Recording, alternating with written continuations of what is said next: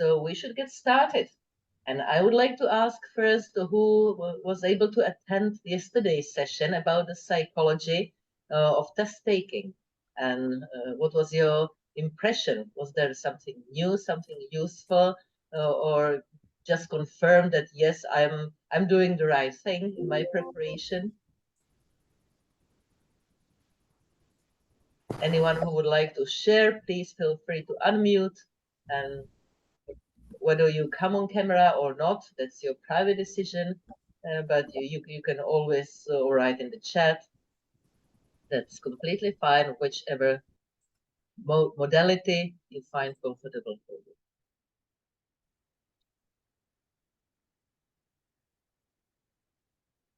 Seems nobody wants to say anything. Okay, so let me ask my next questions. Why are you going to take the exam? You may answer, okay, it's our company requirement, or I want to have something tangible to show my qualifications, or I want to set up myself as an independent consultant and I would like to have some kind of certification.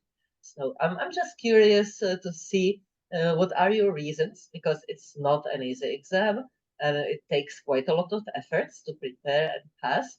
So why are you paying all these efforts? I choose it as one of my annual goals for my company. Wonderful. I hope your company would appreciate and also will support you, or has been supporting you. Any other reasons? I want to prove to myself that I have the experience and what it takes and the knowledge. And it's kind of another step, the next step in my career. Excellent. Very good. Help to understand the key factors to consider while preparing for the exam. Yeah, even the preparation is valuable because it helps us to sort out things and sometimes clear some kind of misconceptions or misunderstandings. That's my experience. Another good one. Okay, wonderful. So without further ado, let me just share my screen, and I have two wonderful. I'm planning to start independent consultancy, and this course will help to enhance my knowledge. Definitely, because you may have clients from different parts of the world, following different regulations, filing at different agencies. So that's definitely, and they expect you to be an expert, and they expect you to give them good advice. Not that you would decide for them, but you should be able to advise them or show them the risks that they might not be considering in their strategy. Helpful for learning and growth as QA, definitely. What we learn, nobody takes from us. That's one thing that cannot be stolen. Build credentials in QA audit space. Excellent. So let's get started. And again, as yesterday, this is meant to be interactive. Don't hesitate to interrupt at any moment. I will be asking, and my fellow panelists, Cecilia and Klaus, I'm very thankful they are here today to support this study group. They will also provide their opinion.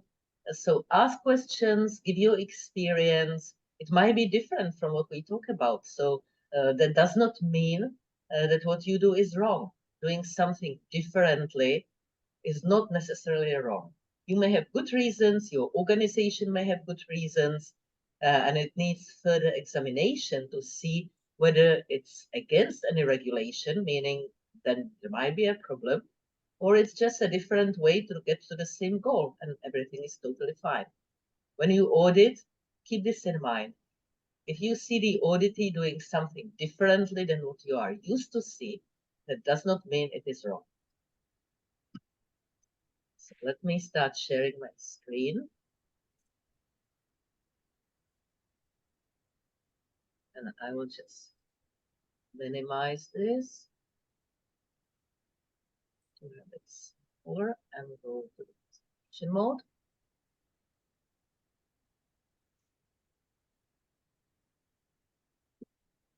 Okay, sorry, jumped too much. So this is the first session, and our topic today is support, quality management, planning, and developing procedures. First, let's go again back to the exam writing, because based on the feedback from the spring round, there were voices saying we should be reminded more, and we did not realize that when you just mention it once. So that's why we are going to repeat it. You might not have heard about it before, you could not attend potentially yesterday's session, or you haven't read your handbook yet. So let's talk about the logistics, the things good to know, and some helpful hints. First, there are 165 multiple choice questions. 15 are not scored. You don't know which ones are not scored. We don't know which ones are not scored and why this is so. The reason is that these questions are tested to be put as part of the standard set, maybe replace some existing questions, but the test helps to see, do these questions create problems? Are they understood well, or are people stumbling on them? In that case, that would mean the question needs to be maybe rephrased, reviewed, and somehow give some additional work on that. We have 3.5 hours, which is approximately 1.5 minutes per question. It may feel short, it may feel enough, it may feel long sometimes. Take it as a bucket. So you have all these 3.5 hours. Some questions will take no time. Some questions may take more. If you are not a native speaker, meaning English is not your first language, you can get 1 up to 2 additional hours. 1 is at the testing center. 2, if you take it from home through the tool that is available for the exam. And don't be shy to ask for that. It's $50, but it might be a good investment because not necessarily all the words are words you are typically using. So then you stumble on what this word means, and it makes you feeling nervous or anxious, and you are not sure if you understand the question properly or potential answer. So better have them and don't need them than need them and not have them. The practice exam is now free of charge. So you can take it, you can repeat it 3 times, you can ask for additional attempts if you need to or if you want to. There is a caveat, there are limitations. The practice exam is a kind of aging thing. It's about 10 years old, so not necessarily everything is really crisp and up to date, but still it gives you the feel. There are 30 questions, there is a timer, and the types of questions and the type of wording of these questions are very closely resembling the real test. The real exam questions are not there. These are a kind of copycats to an extent, very similar questions or similar phrase, similar logic of asking a question or presenting the answers, but they are not the same. So don't expect to see the same questions in the test exam. That's not going to happen. I took the practice exam, and sometimes it's very easy to skip a word and get a different meaning. So reading carefully is really very important. The exam covers FDA 21 CFR, ICH E6, and 21 CFR Part 11. ICH E6, I would say it's the first revision, it's the original ICH E6 GCP from 1996. It's not revision 2 because that came in place in 2016, if I'm not mistaken, meaning that since the exam, this practice exam is 10 years old, it does not include all the changes in the GCP revision. we sincerely recommend reading the candidate handbook. There are many resources, there are literature resources, there are types of questions. We structure these study group meetings according to the handbook sessions and sections. So this would be very similar, but there is additional information, there are additional details. It's really very useful to go through it and look for additional resources, especially if you are outside US and you are not sure about all the FDA regulations. This may be very helpful. You are not expected to cite the regulation. There is no question saying where is this. This is, let's say, 21 CFR 312, section this, paragraph this or that.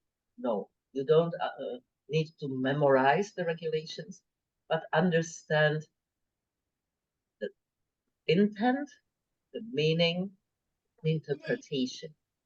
The interpretation many times you can find in preambles because it gives the purpose for the regulation. It explains why the regulation is being released, what is the aim, and what is the framework, and also most importantly, what is out of scope of the regulation. So this gives you good understanding where it's applicable and where it might not be applicable.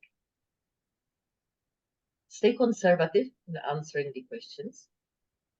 It may differ. The answer you choose may differ from what you do at your company.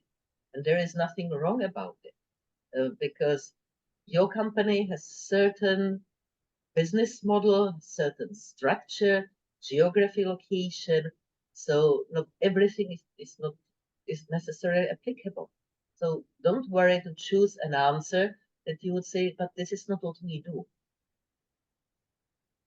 And read the tips of your peers. I put this hyperlink. It's the advice of previous candidates. Just scroll down the landing page to the very bottom and you will find these tips. And you may find out tips that contradict each other. And there is again nothing wrong because there are personal tips and every one of us is different, and what works for one person does not necessarily work for the other one. But try to see what may be useful for you and what you can leverage, what you can try, what you can implement, and what you say, no, this is not me. Read the questions carefully and also read the answers carefully. Watch the time and typically look for some keywords, apply logic. Very simple common sense and logic. And also consider the regulations. If it's, let's say, EMA regulations, the clinical trial directive, regulation nowadays, not directive, it's superseded, then it's set in the question. So it does not leave it to your guess what regulations might apply. If it says nothing, it's FDA. But if it's not FDA, it's stated there. And choose strategy that works for you. Melanie was talking about it yesterday. It's recorded. If you could not attend, I sincerely recommend to watch it recording because there are different strategies. It's a long exam. The attention definitely goes down at a certain moment. You cannot be on the top of your focus and a clear mind for 3.5 hours reading question after question after question. It's tiring. Sitting in front of the computer, answering the question because it's all electronic, it is tiring. So be ready for that. It may not be allowed to get up and stretch and walk around.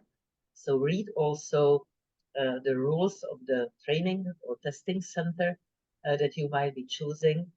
Or if you are planning to take it from home, which may have some risks, consider potential power outages, internet interruptions, and so on. So consider whether a testing center might be a better option, whether it's reachable, how far it is, and so on. And once you answer, if you feel quite confident, don't go back and second guess and say, but yeah, what if, and maybe. When I take some tests and then I second guess my answers, most of the time, the revised answer is wrong. The initial one was correct. So your experience, your gut feeling, your knowledge drives you to the correct answer. And then if you start questioning yourself, and if you start over-analyzing, you typically throw out the correct one and take something which is not correct. So let's go now to our topic, and these are procedures. They are everywhere. You always hear, follow the standard operating procedures. Yes, we need them because we want the same output no matter who performs certain tasks. So we want some kind of uniformity and assurance of quality delivery and of the outcome we expect. On the other hand, procedures should be reviewed and revised periodically, and not just the individual procedure, but in context, because they are playing together. Regulation may change, your company may implement new technology, you may just find out that something would work better for you, or you have now different staffing, more people are available. So processes are changing, and processes should be reflected in current SOPs. The best way is to consider how the processes play together. I like to visualize that, draw a map, the process map the procedures to that. Does it make sense? Is there any gap? Seeing that helps me to see potential gaps or duplicates or some kind of inefficiencies. You may have a different method. That's totally fine. Again, we are different, but always remember the context of your organization, of your clients and their expectations, and also the regulatory environment you are operating. Non-compliance is typically a problem because we want to minimize that, and procedures are there to minimize non-compliance and limit different ways of interpretation, how to do this, how to do that. In the same time, if you have 1,000 procedures, then nobody would follow them because nobody can remember them. And if you have study, and if it's quite a normal standard clinical trial, you do not need 158 different SOPs how to do the study. You may need to have clear process, and you may see how one department or one functional area plays together with the other. The input is taken from one, and the output is provided as input to another group. So always think about the context and think about it with common sense and simple logic. These are your best friends. And now you tell me, where can the processes go wrong? What you have seen in your organizations, in other organizations, maybe read in warning letters and so on. So what may go wrong with procedures, with processes? Any ideas, my fellow panelists, the study group members? Please feel free, unmute, and give some examples or ideas, what you think that might be an area to be concerned about.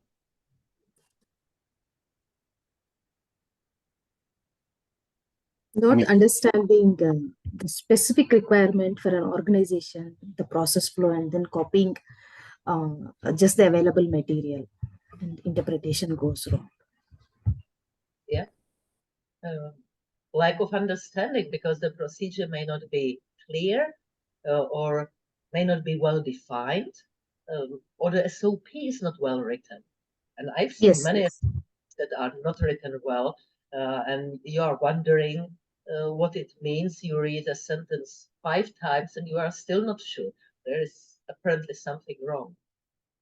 What would you do about it if you see there is something like that happening?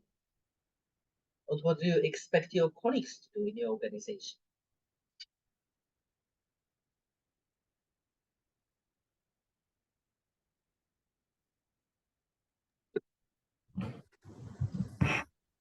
Any ideas? Yeah, we'll advise for to re-look into the process and procedure and how much we could able to align, and look into all the deviations of those procedures where are being noted in the studies. Yeah, that's definitely sound approach. And I would expect people who are supposed to follow the procedures to come back, raise their voice, or have some kind of anonymous way, if they wish so, to provide their feedback saying this is not working. This prevents us to do the thing correctly. Or maybe something changed, but it's just not working for us. Instead of helping, it's doing the very opposite. So the organizations should have such a forum, this or that way, that it allows people to give feedback. And listening to newcomers, they may start questioning, why do you do it this way? And these questions sometimes may be eyes opening, because we are in the routine, we are used to. We've seen them, we've learned it, we've been doing it this way for a couple of years. And a newcomer would say, but why do you do it this way? And I would definitely recommend to take it seriously and start discussion, think about it. Maybe there are other ways. Something has changed. The world around us and the environment in clinical trial, planning, delivering, reporting keeps changing. I remember a guy, CEO of a CRO, and he was always saying, when I was a monitor, I did this or that. But it was 30 years ago. And it was totally irrelevant and totally useless to tell this to the monitors who struggled with something. So yes, experience is a nice thing, but we cannot just simply keep replicating. Otherwise, there would be no innovation, no progress, and we would get nowhere. We would still use paper case report forms and Excel tables, or maybe fax. When I started, we used fax. There was not too much other tools. So yeah, faxing thing from one place to another, sometimes being really difficult to read because not all the fax machines were great or connection was interrupted. So we don't want to stay stuck in the past, but in the same time, we need to be careful when we implement new to make sure we implement it correctly. We have proper validation of systems and so on. But this is a little bit out of the scope.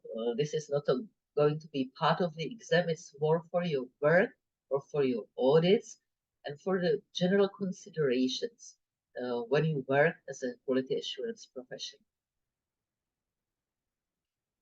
And let's now move to the practice exams and discussion questions. Cecilia, would you take the first one and just walk people through it?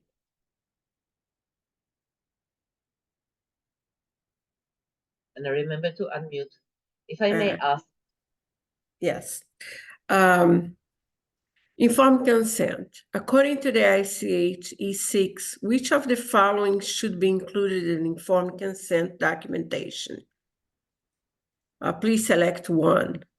The signature and date of the participant and investigator, the signature and date of the investigator and study coordinator, the signature and date of the participant and the person who conducts the informed consent discussion. And 4, the signature and date of the witness and person obtaining consent. And now I would like to ask you to put in the chat the number of the correct answer. I cannot see the chat easily because I'm screen sharing, but Cecilia and Klaus can see that and can just share what they see coming through. Yeah, we have 3. The first one was 1, 3, 3, 3, 3, 3, 3, 3. Majority is 3. Yeah. Yes, the majority is 3. Yeah. One thing here, yes, the person who conducted the informed consent discussion may be the investigator, but not necessarily. Mhm. It depends. So that's why number 3 Is is the the correct answer. correct. And you can double check that in the ICH E6 section 488. Thank you. Mhm. Now, Move to the next one. second question. Do you want me to take that? Or Oh, you wanna go for Klaus? I'll take Yeah, it. you can Take alternate. that. So this question is about audit SOPs. Why is it advisable to develop procedures for preparing, managing, and reporting of sponsors' client audit activities? And there are 4 different options. To comply with trending requirements for consistently identifying and documenting data errors, because such procedures are required by FDA regulations and must be available during an inspection. 3 is to have a consistent and meaningful approach for identifying debarred and disqualified contract research organizations or other clinical vendors. And number 4 is to ensure audit activities are performed in a manner that will provide information about state of compliance. What do you guys Again, think? please write in the Now we chat. have 4, 4, 4, 2, and 4. The majority is 4. We have another 2. And And- yes, Correct answer is number, Number 4. yeah. And that relates back to ICH E6R2 section 5.11 to ensure audit activities are performed in a manner that will provide information about state of compliance. Yes, Thank and that is the quality part of the ICH.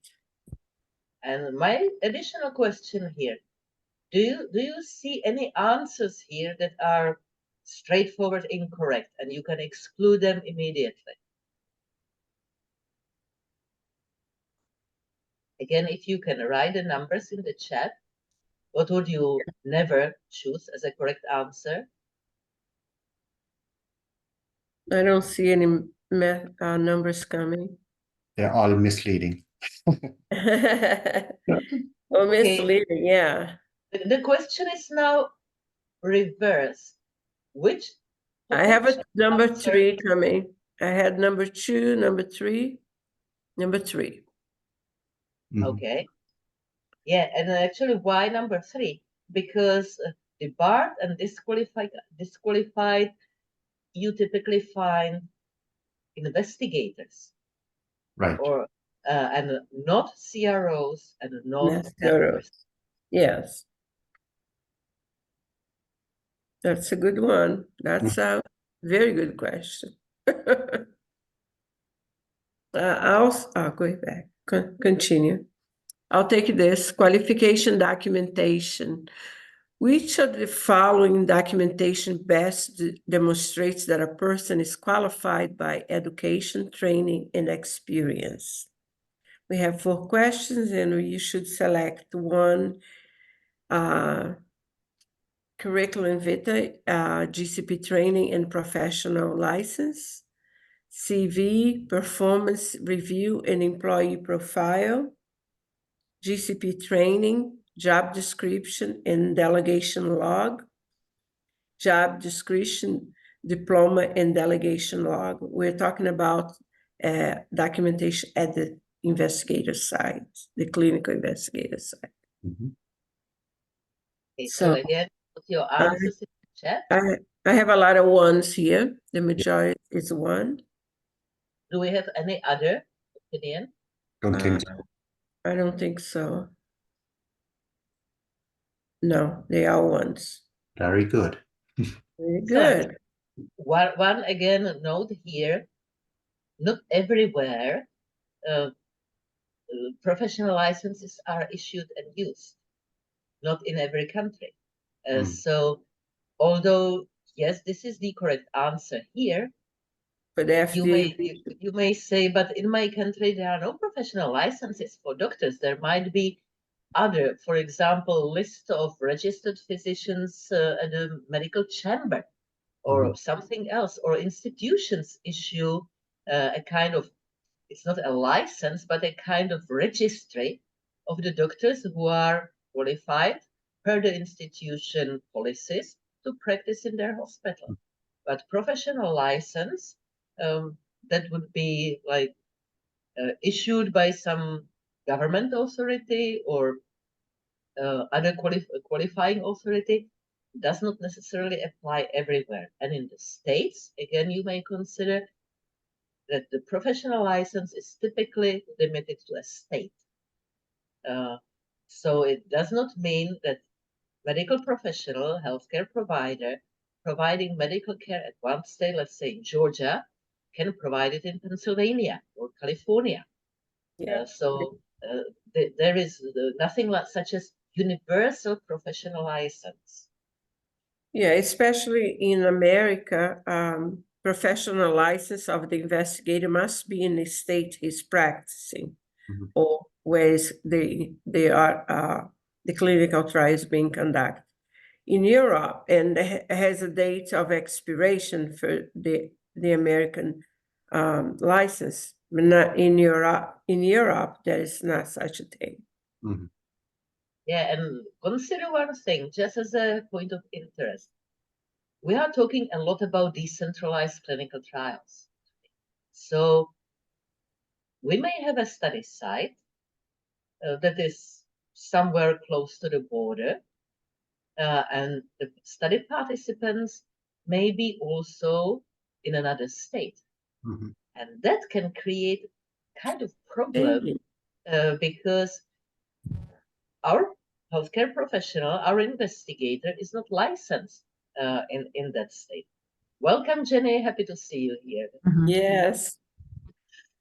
So there are limited practical implications of the professional license type and location and expiry date and so on that need to be considered when trials are planned. And you may be looking at these things when you are auditing, because that may create risks that have been overlooked or not really carefully considered.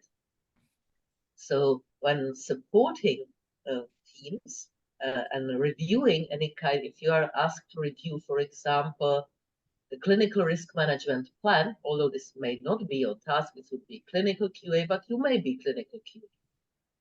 Then think about all kinds of potential limitations and requirements and implications of the trial setting and of the study being conducted in the area and applicable regulations, and not only FDA regulations, but also maybe state laws. Let's go to the next. And Jenny, can you take this one? Training records? Oh boy, wasn't prepared to speak. But you are so experienced, panelists.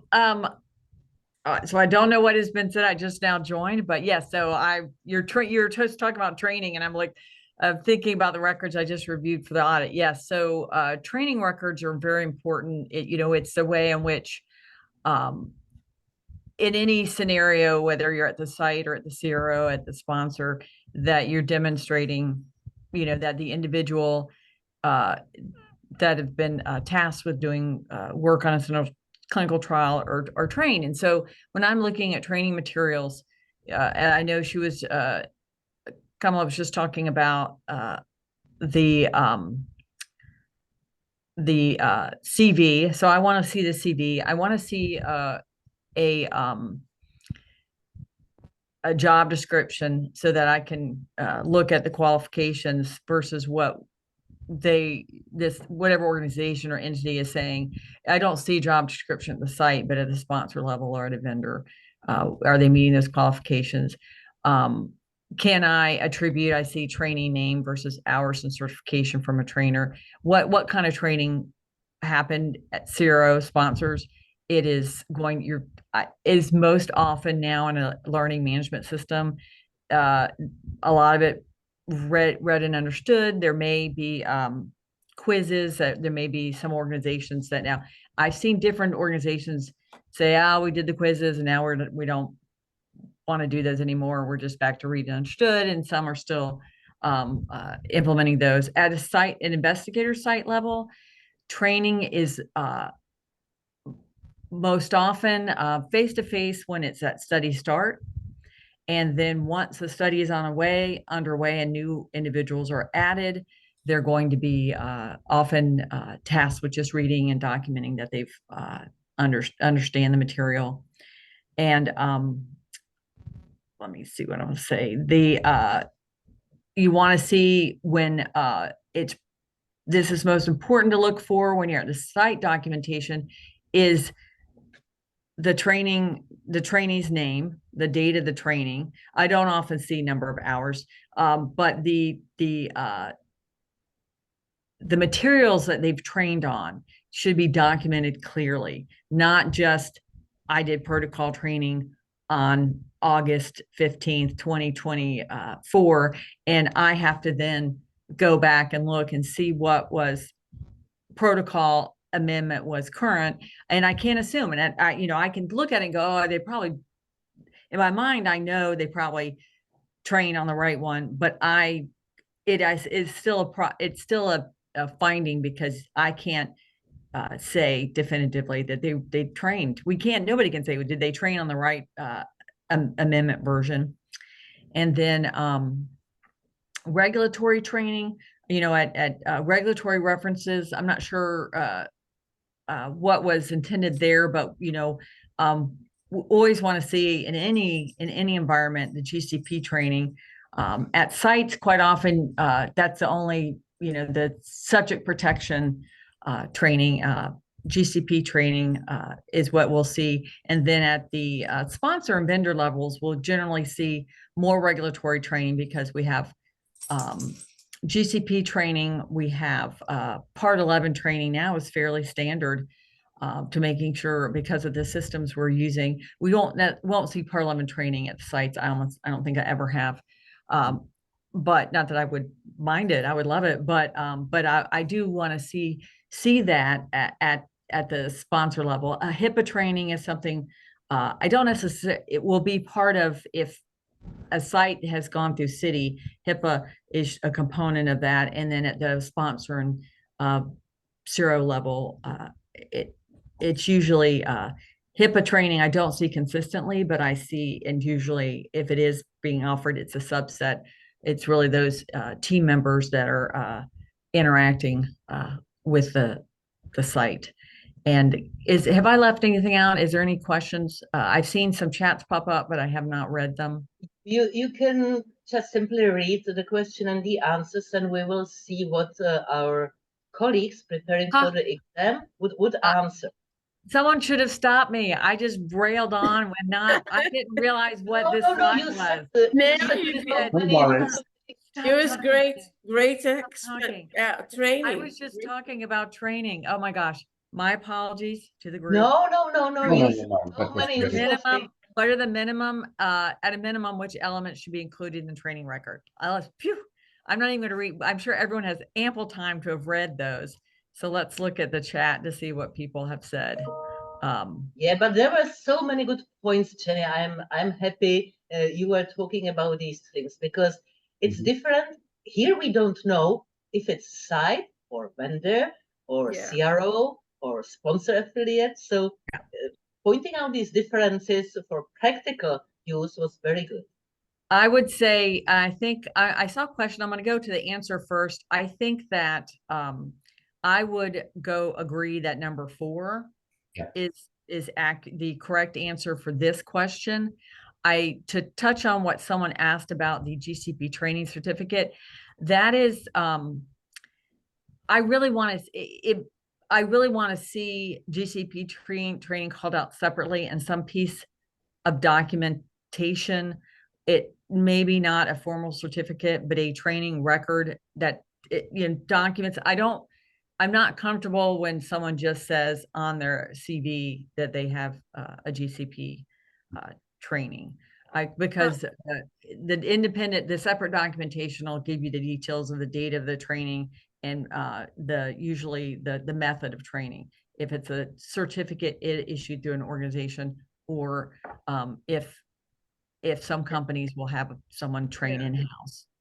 GCP training, when I audit, I look for, if it's a well-known organization like CITI or Burnett or something, I accept the certificate. But if it's a in-house training, I would like to see the agenda Yeah, or the slides, really. or the slides, yeah. Mhm. Yeah, and then I may ask questions. Okay, the agenda is pretty extensive, and you have 82 slides, and I see the duration of the training of 1 hour. It's possible with yeah. 80 slides. Something wrong here, guys. It's not physically possible to do it. Not at all. But I mean, training is really an interesting topic because I'm just coming back from kind of a sponsored gap assessment, and they basically openly talk to me about their kind of training management system, and that there is basically nothing recorded in terms of somebody actually opening a document and reading it, so they can just sign it off as read and understood, right?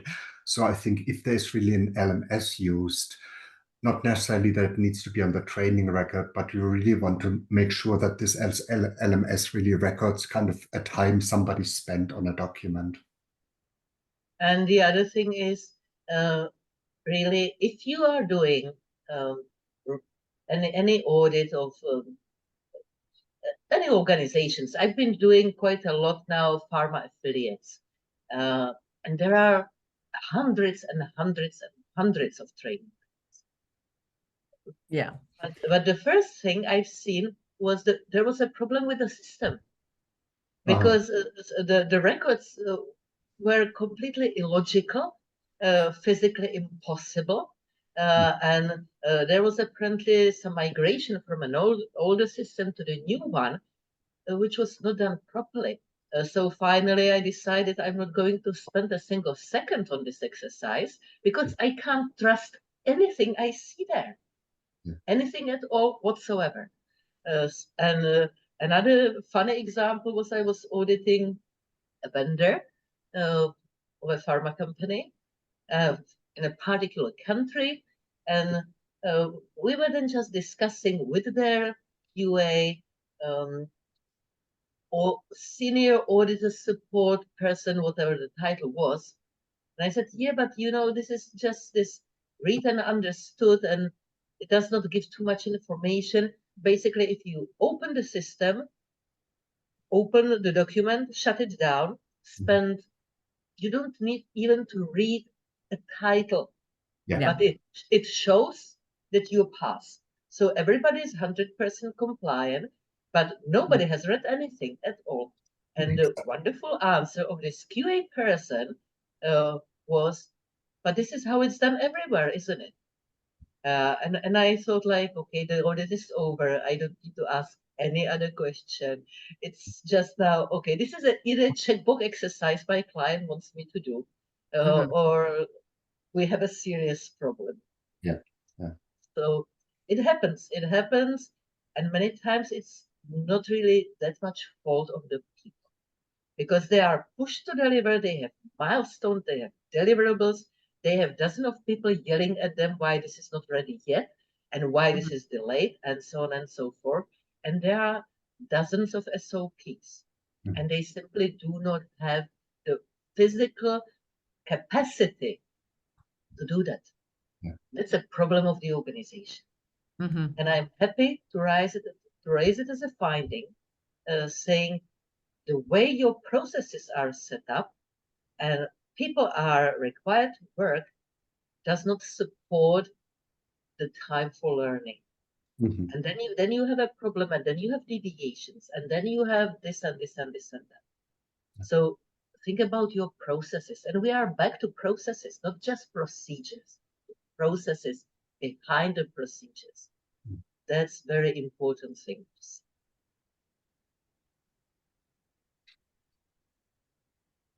Now, who wants to take GCP compliance? I can take it. Okay, go ahead. Okay. So GCP compliance. During what process are research participants' responsibilities described to the potential participant? Is it during end of treatment, day 1 visit, informed consent, or monitoring visit? So what are we seeing coming through? Right in Yeah, the I see a chat. lot of, Okay. A lot Yeah, of things. we got number 3 the most. Well done. Well, mhm. it is indeed the correct answer, but still, in my opinion, it's an incorrect answer, and none of these are correct. Because if that would be the correct answer, the question for me should be stated something like, during what process are research participants' responsibility first described to the potential participant? Screening. Because the participant should be reminded and re-educated. They may Every week. forget, and that's absolutely normal, that's human, especially in long trials with long follow-ups. Nobody would really remember everything, and hardly anyone would go back to the informed consent to remind oneself. So it should be an ongoing, Mhm. not just Ongoing. one-time You're event. right. Yeah. Every time, every visit, every time, starting with screening. Yeah, at least the relevant for that period of the study. And like, bring back the empty packaging of your study drug. Even if it's empty, don't throw it away. Remember to fill in your diary, and not while you are sitting in the waiting room before your study visit, but every day at home as expected, if it's still paper-based, or fill it in your tablet or whatever.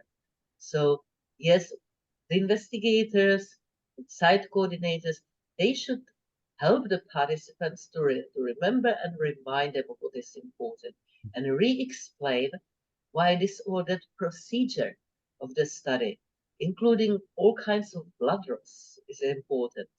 Because then we would see less refused procedures, less skipped visits, less missing data, and basically much better trial outcomes, more reliable trial outcomes. It's all connected together. I agree. And I now think we this have is an interesting question, Kamala. okay. Is any specific duration that the ICD should be reobtained for a long-term study? And I don't, there is, that I'm aware of, there is no duration. So if there's no safety update, no changes, then there is no reconsent. That there, and the other thing is, no regulation says reconsent in terms of a new ICD document. The new information can be conveyed by other means. That the industry has chosen to update the initial informed consent and put everything that hasn't changed plus what has changed. That's the way of our interpretation, but that's not required by any regulation whatsoever. Mhm. So there might be other ways to convey the information and make it also more meaningful. Yeah. If I just repeat something that was applicable in the past but is not applicable anymore, I'm just throwing garbage into the participant's mind, and I'm distracting them. So making it more relevant, making it more effective, telling what is important, when it's important, and in a timely manner. That's another thing, because imagine the typical update of the informed consent with some, let's say there is the new safety information, for example, adverse event that was first considered typically mild and rare, is now seen more frequently and could be mild or moderate. Okay, we are obliged to inform the participant. How long would it take before the participant would know? Somebody updates the informed consent, somebody reviews it, finds a mistake, gives it back to the author, goes with a second review round, then it goes to the IRB, then in some countries may go to regulatory, and it may take weeks, if not months, before this information gets to the participant. And this is something that I gave this example, not so crucial that is likely to change the participant decision or willingness to continue participation. But there may be very important information. And again, it has this huge delay. I remember from my oncology studies in the late 90s, we used to send the typical Dear Doctors letter asking the doctors to call the patient and inform them immediately of important changes and record the conversation and record, at least as a contact report or something, or in the medical notes, that the participant was informed, understood, asked questions, and is willing to continue or is not willing to continue. And this was, I believe, good, really best practice, which disappeared. I don't know why, but with key important information that may really make the participant reconsider the decision. We should not be waiting for months and just pretend that everything is perfectly fine, because there might be safety risks in the meantime. The patient may go through a couple of additional visits. You as an auditor, if you audit clinical trials, you may be seeing these things. So raise your voice, and if you see anything that is potential ethical concern, compliance concern, safety concern, maybe the monitor does not see it, but you seeing many sites, whole study, many studies, you may have a better picture. You may see the whole forest, not just the trees, or a couple of trees. So don't hesitate and talk about it. It's so very important. Now, let me go. This is just a discussion. This is not test exam. This is not practice exam. This is just a discussion. There is very tiny difference. But what differences, if any, would you expect to see in the study? First, this is something written in the protocol. The informed consent must be signed before any study procedure is performed. The second variation is the informed consent must be signed before any study-specific procedure is performed. Does it have any implication? Is there any difference? Would you expect to see different things done in the trial because of such difference in the wording? Any ideas?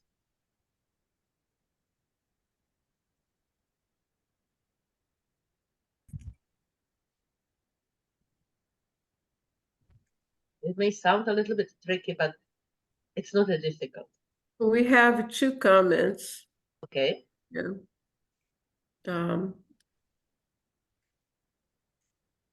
The first one is in one of our study, the PI left and the sub-I, I was assigned. Sub-I has assigned a PI, and the study participants were informed telephonically. As for the first question we were discussing, let's see. A study may need vitals, but that is also standard of care. It may be needed for pre-screening. Is that regarding the Okay. participants We have should be little time left, so let me just skip these discussion questions.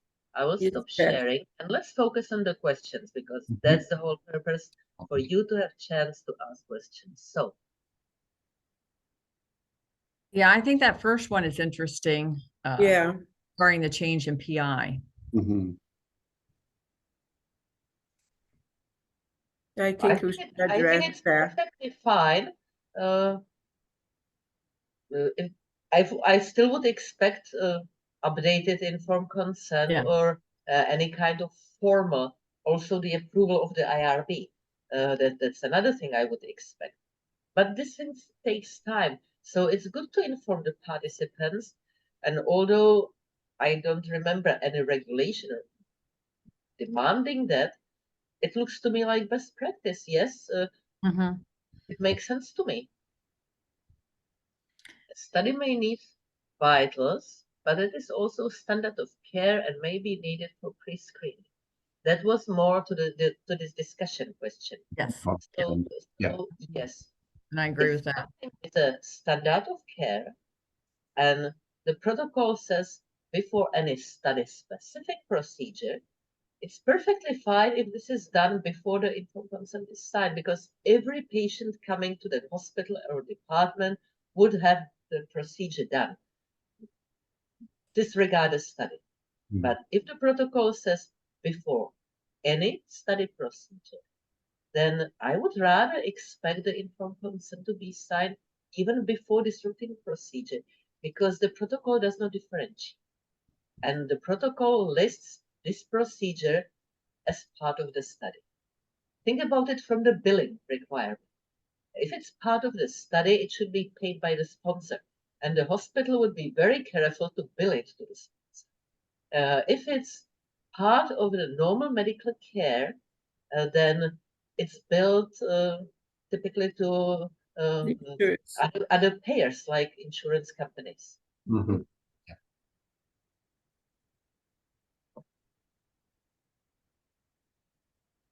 This one question here on the response here says this is a little complicated to interpret.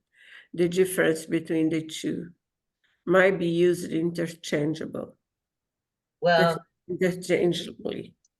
before any study procedure means every and any procedure in the study.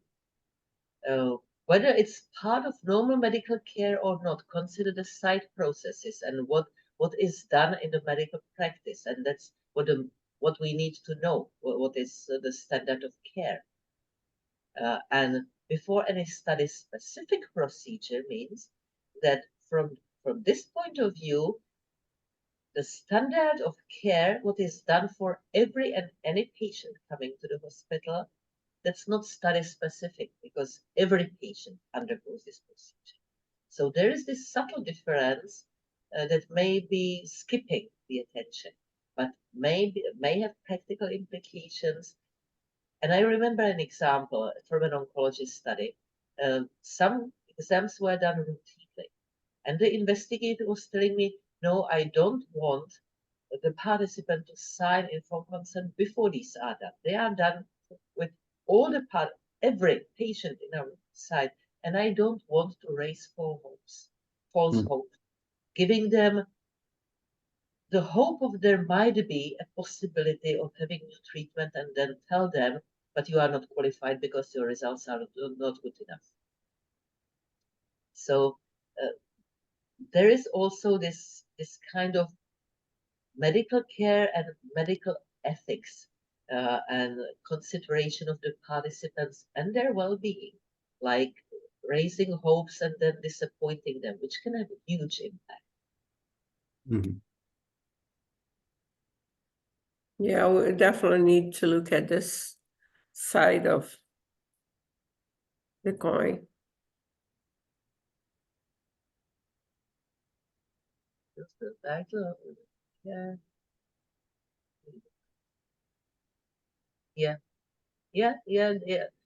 But it should not lead to audit observations in case the protocol gives a window and says, for example, that routine blood tests or CBC or biochemistry or MRI exam results are acceptable if done within, let's say, a week before the baseline or 1 month in case of MRI.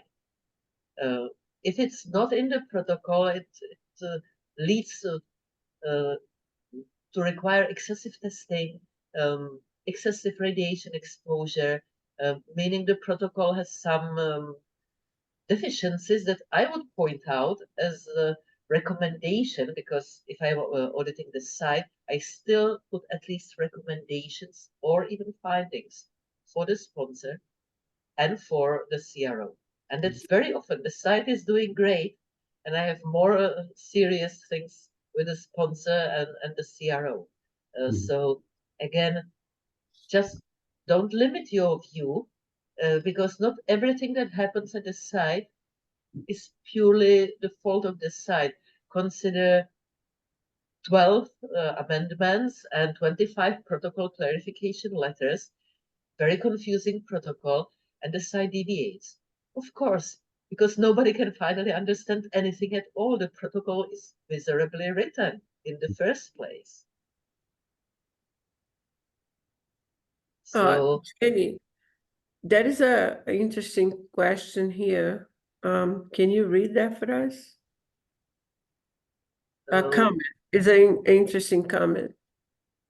I don't know.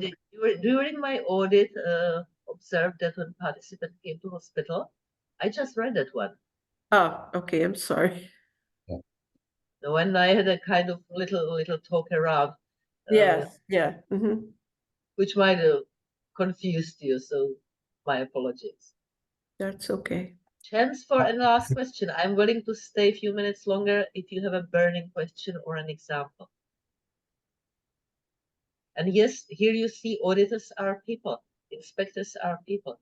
They may have different opinions, and it does not necessarily mean you will share their opinion or we would agree with their opinion. There should be a way to address those comments, providing rationale why we do things the way we do.